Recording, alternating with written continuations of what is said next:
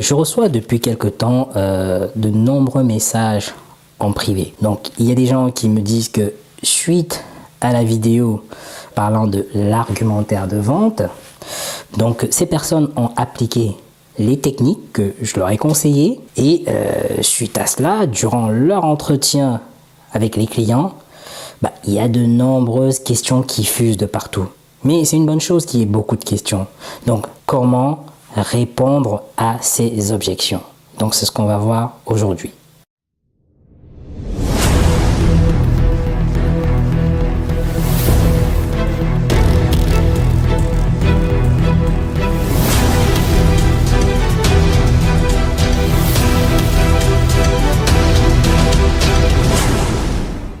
Un bon vendeur doit avoir sa liste d'argumentaires et sa liste d'objections et qu'il doit vraiment maîtriser par cœur. Moi particulièrement, j'ai pour tous mes produits une liste d'objections qui fait au moins 7 pages. Oui, 7 pages. D'ailleurs, c'est quoi les objections en fait? Les objections, ce sont des questions ou des réponses que vos prospects vont exprimer lors de la vente. Soit pour s'assurer que le produit que tu vas lui proposer correspond exactement à ses attentes, soit c'est simplement un prétexte pour ne pas acheter. Donc tu devras te constituer un listing de toutes les questions possibles et inimaginables qu'un client pourra te poser. Et ensuite, tu dois à côté associer une réponse à chacune de ces questions. Et tu vas voir au fur et à mesure que tu vas les travailler, les utiliser, donc avec l'expérience et l'échange, tu vas vraiment les améliorer.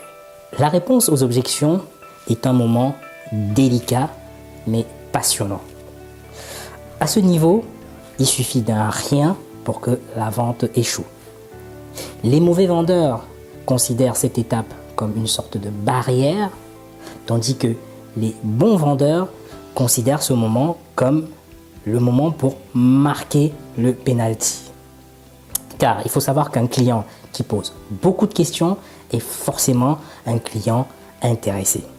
Si tu es chef d'entreprise et que tu vois ton chiffre d'affaires chuter, si tu es commercial et que tu n'arrives pas à conclure des ventes, si par contre tu n'as aucune expérience dans la vente et tu ne sais pas ce que c'est qu'une objection, écoute, cette vidéo, elle est vraiment faite pour toi. Ce que je vais faire, je t'invite à suivre attentivement cette vidéo où je vais te présenter les 3 façons dont les clients émettent généralement des objections et surtout, comment est-ce que tu devras leur répondre. À la fin de cette vidéo, tu sauras comment marquer le penalty face à un client et tu verras ainsi ton chiffre d'affaires exploser.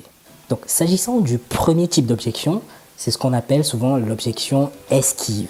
Ce type d'objection est émis par le prospect ou par le client, souvent en tout début d'entretien. C'est le moyen souvent pour le client de se débarrasser du harcèlement de tous les commerciaux qui le contactent tous les jours en fait. Et ça se manifeste quelquefois par des phrases du type « Non, non, non, non, j'en ai pas besoin. Non, non, j'ai tout ce qu'il me faut. Non, non, vraiment, j'ai pas le temps de discuter avec vous. » Donc c'est ce type de phrase qui manifeste justement ce qu'on appelle l'objection esquive. Ce que tu dois faire pour déjouer ce type d'objection, c'est déjà d'une chose, il faut accepter l'objection. Mais je vais t'expliquer comment. Et la deuxième des choses, c'est qu'il faut faire une promesse massive qui donne envie aux prospects ou aux clients d'en savoir plus. Je vais te citer une petite anecdote pour que tu puisses comprendre un petit peu. Durant mes études, je pratiquais des animations en supermarché. C'était souvent lors du réveillon de Noël, c'était souvent à cette période-là. Et qu'est-ce que je vendais? Je vendais des ananas. Et lorsque j'approchais certains clients, il me disait non, non, non, j'ai assez de fruits dans la maison, non, non, ça me va. Moi, qu'est-ce que je faisais? J'acceptais l'objection en disant oui, ça m'aurait étonné que vous n'ayez pas de fruits dans votre frigo, quand même. Et ensuite, deuxième chose, je fais une promesse massive en disant écoutez, goûtez ce petit morceau d'ananas, la qualité, je vous assure, est exceptionnelle. C'est la meilleure espèce venant du Cameroun. Et vous allez voir que plus ces ananas au Cameroun sont exposés au soleil et plus ils sont fondants et sucrés. Je vous invite à les servir au dessert lors de votre réveillon de Noël et vous allez voir que justement toute la famille, tous vos convives vont adorer. Et pendant que je disais ça, dès que le prospect avait goûté, moi je choisissais 2 ou 3 ananas que je lui mettais entre les mains et je vous assure, la vente elle était conclue. Chose à savoir, c'est 1, j'accepte l'objection. Et puis de 2, je fais une promesse massive. Le deuxième type d'objection que je vais vous parler, c'est ce qu'on appelle l'objection épreuve. Là, dans ce cas, le client vous met vraiment à l'épreuve. C'est le moins qu'on puisse dire. Ce type d'objection intervient souvent en milieu ou en fin d'entretien. Vous allez voir, les clients vont quelquefois vous jeter dans la figure des objections juste pour vous tordre le cou, quelquefois pour vous rabaisser, pour dénigrer votre produit. Et souvent, le but, c'est d'obtenir des rabais. Et ça se manifeste par des phrases du type oui, mais bon, vos concurrents me le font déjà moins cher. Vous êtes un peu trop cher. Oui, mais votre produit me semble un peu faux, vous ne pensez pas? Donc, pour déjouer ce type d'objection, encore 2 choses à faire. La première, c'est de renvoyer la question au client pour qu'il détruise lui-même son objection. Et puis, la deuxième chose, comme tout à l'heure, c'est de faire une promesse massive. Moi, je vais vous raconter encore toujours une petite anecdote pour que tu puisses bien comprendre un peu ce que je vais dire. Moi, j'ai débuté la vente pure et dure encore quand j'étais étudiant. Donc, pour me faire de l'argent de poche, ce que je faisais, donc j'achetais des billets de spectacle longtemps à l'avance et que je les revendais le jour J lorsque les prix étaient vraiment à la hausse. Enfin, prenons le cas du tournoi Roland-Garros où plusieurs fois j'achetais ce qu'on appelle des tickets annexes. En fait, c'est les billets les moins chers en fait, que l'on trouve sur le marché lors de ce tournoi.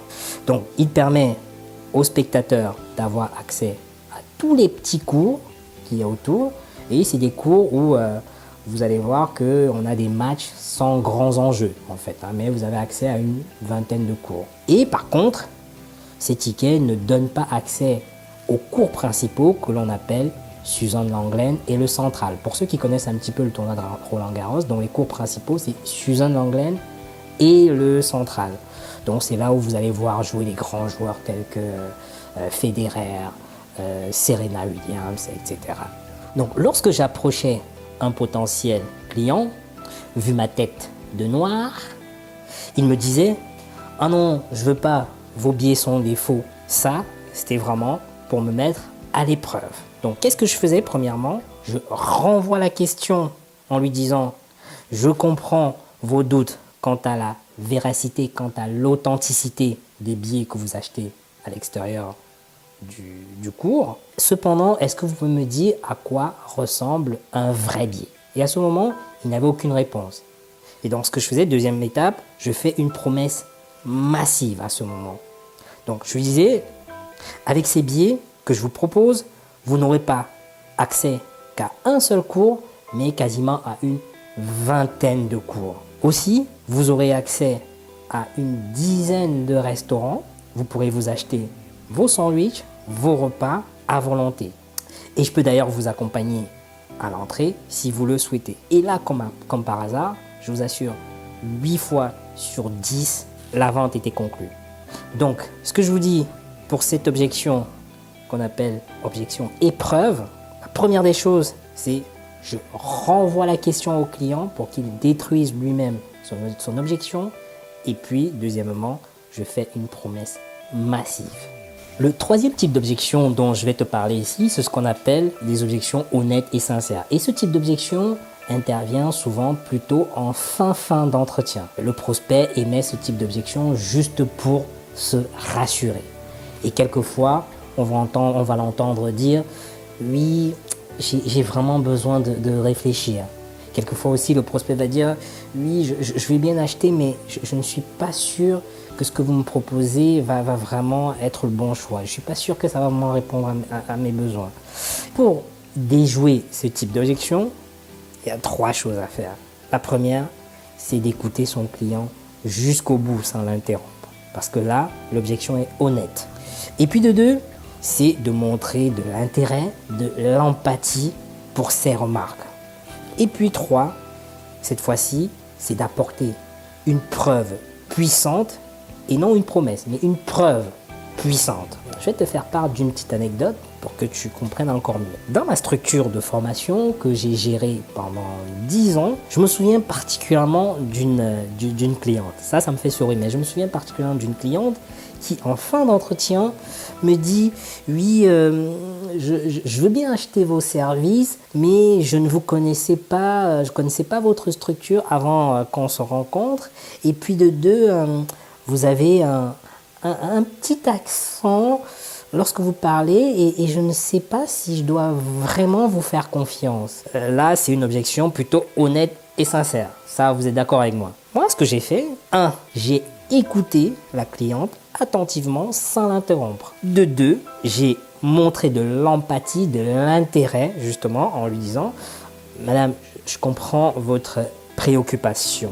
À votre place, j'aurais peut-être eu les mêmes questionnements. » Et puis en trois, j'ai apporté une preuve puissante en lui disant « Voilà, on est d'accord qu'avoir un accent n'empêche pas de faire bien son travail. De plus, nous existons depuis plus de 10 ans, depuis bientôt 10 ans, et c'est la preuve que nous avons une structure solide, vous êtes d'accord avec moi. Nous avons d'ailleurs été l'un des lauréats au concours des entreprises de formation les plus prometteuses, et donc je vous invite d'ailleurs à jeter un coup d'œil sur notre site internet et à lire les avis clients. Je vous assure, vous serez surprise. Voilà, elle l'a signé tout de suite. Ce que j'ai fait, j'ai écouté la cliente, j'ai montré de l'intérêt et même de l'empathie par rapport à sa remarque. Et puis, à la fin, j'ai apporté une preuve puissante.